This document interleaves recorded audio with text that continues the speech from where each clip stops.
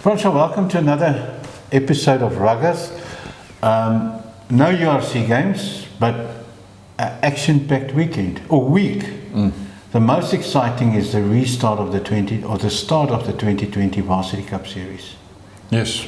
Not in a bubble this year? No, disappointing. Back to normal, yes, for us it had all the games on the doorstep here in Pretoria. So that means we'll have to travel to see most of the games. But anyway, back to the normal format of Varsity Cup of previous years. But some good games. We've got the Eagles against UCT. That's two semi-finalists of last year. Yeah, it's going to be a good one. So that's in Potchefstroom. So I presume the Potchefstroom will be overflowing of students afterwards. And then normally we would have said this is the season decider, Tuks against Marties. At Tukkies. No, let's call it the season opener in this case. Yeah, so everybody's looking at Jordaan's performance as the new coach of Marties. That'll be quite interesting. Nico is crying the whole time, but we know him also. He's looking for sympathy, but he will have a good team going there. And then we've got UWC versus the Shimlas in the Western Cape, in what's it, Bellville, no? Yeah, they're in Bellville. What makes that match quite interesting is they are one of the 5 teams that's fairly certain going to be in the race of relegation.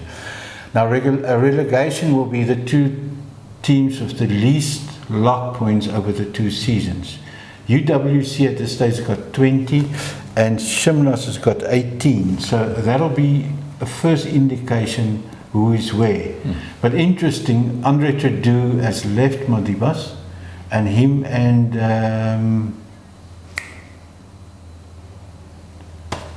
the guy who... Yeah. No, I lost it. But he'll be in charge of the Shimlas. So it will be De Bruin. De Bruin is now the head of rugby. Swys De Bruin is the head of rugby at Shimlas. I know they've done quite a lot of work, scouting and everything, getting people at Shimlas. So I presume we'll see a much better game from the Shimlas.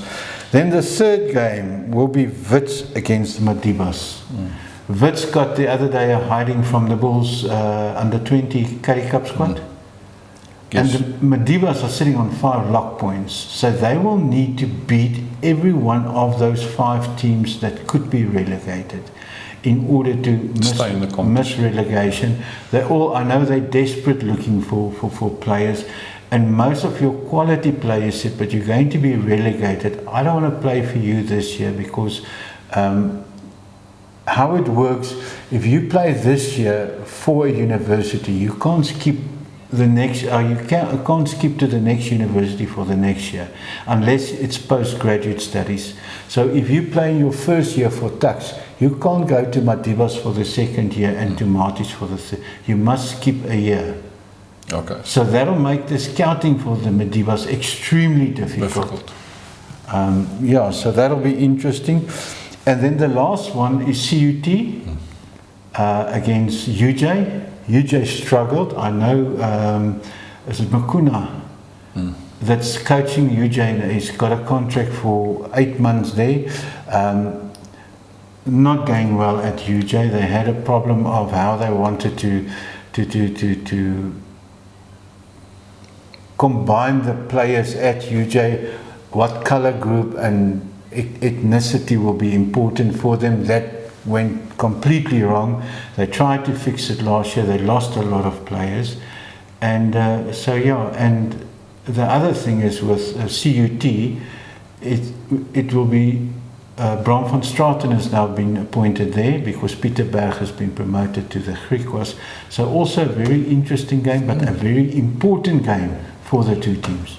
Correct, but exciting. Last year's competition, although it was in a bubble, I think went very well. Ended up with a bang, with a very close final. Let's hope we will see some good quality rugby, the same that we saw last year. And even, I'm talking quality rugby in the Shield as well. Let's not forget about the Shield. Yeah, that really starts in 2 or 3 weeks' time. I think what will be better this year is because they're not in the bubble. Their depth won't be tested that much because they will go home every week, so they can get new players. Can rotate the players better, manage the players better, and you know they've got each team will have home ground advantage at some stage in terms of matches. Yeah. And like the Ixias Centro CUT, I mean they performed very well, and then they ran out of players in the bubble, and that's when they started losing out on the semi-final. We all thought they'll be at the semi-final, and the next set of matches will be Friday and Saturday for the Currie Cup restarts. The first one, Pumas against Cheetahs. Yeah. So yeah. What do you think? Cheetahs at this stage, I think, unless the Pumas can have pulled themselves towards themselves, as the saying goes, after their poor disciplined performance against Griquas. But it is the Pumas at home. Yeah, no, I'm not writing them off at all. Trust me, because remember, they're always the good team. Unfortunately, they didn't have a good start. But let's see. I'm sure Jimmy has done some hard talking in the... Yeah, and Jimmy is doing some interesting stuff. They've got now that apprenticeship or apprenticeship that they've started there. They played, I think, 2 or 3 games in the off period where they gave everybody a chance to play and everything. So they've been busy in this 2 weeks off period. But Griquas, say again, Cheetahs are started well, looking good. Yeah. But it's going to be a good match. The other one that's also going to be good is Griquas at home against Western Province. Yes, actually I'm looking forward to that one as well. And one must not forget Simon Westraat is back. He played most last year for the Pumas. He was taken, I don't know why, to Russia for a stint there. He's back now, but he's back at Griquas where he initially started. Interesting. So I think Simon will do a lot to the forward punch of the Griquas that maybe was lacking a little bit. Yeah. No, look, and Griquas is also looking like a good solid team for the season. Lots of talent there as well. But yeah, no, looking forward to that one as well. Yeah, but Griquas is your old school team. They play a normally forward orientated, driving mauls, good scrums and that before they go wide. They've got good players at the back.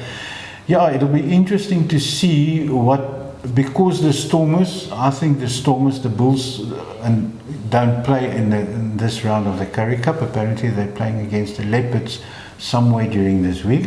But I think the Stormers will use this game to give these URC players again time because they're 2 weeks off. Yeah. So the URC players that did not get enough max exposure, I'm sure will play there. Which will then obviously bolster the chances of the Storms or the Western Province for that matter. Yeah. And then the big grudge match at Ellis Park, the Lions against the Sharks. Yeah.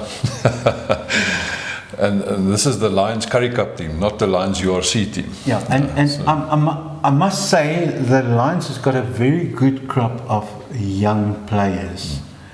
You've got Damien Venter, Asenati, Nklabakanye, if he can get on a diet. They've got Mark Snyman. There's a lot of good players from 3-4 years ago, brilliant schoolboy players that is at the Currie Cup level for the Lions. They will have something to prove, and they're not that bad. So it could be a surprise at Ellis Park next week, Saturday. Yes, that's looking forward to it. Excellent stuff, exciting stuff.